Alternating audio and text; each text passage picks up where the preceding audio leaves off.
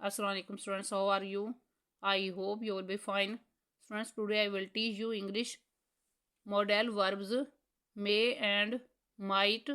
First of all, modal verb may. May is used for a possibility, permission and for wish or pray.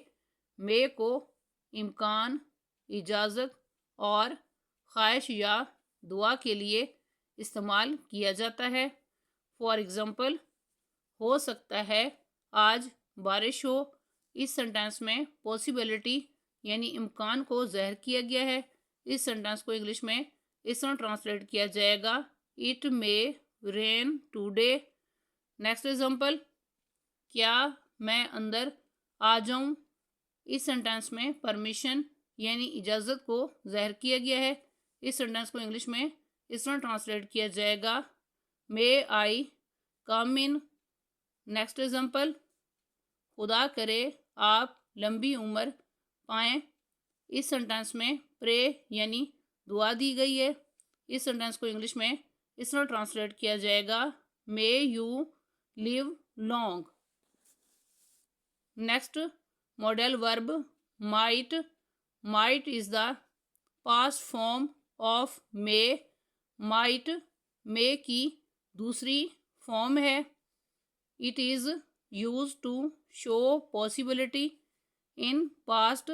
इसको माजी में possibility यानी इम्कान को ज़ाहिर करने के लिए इस्तेमाल किया जाता है।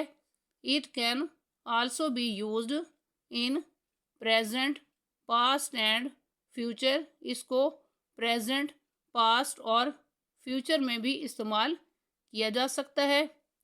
फॉर एग्ज़ाम्पल, मैंने मेहनत की ताकि मैं कामयाब हो जाऊं। इस सेंटेंस को इंग्लिश में इस तरह ट्रांसलेट किया जाएगा, I worked hard so that I might pass.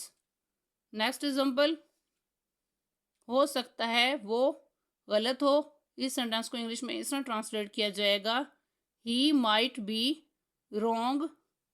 Next example, बारिश हो सकती है।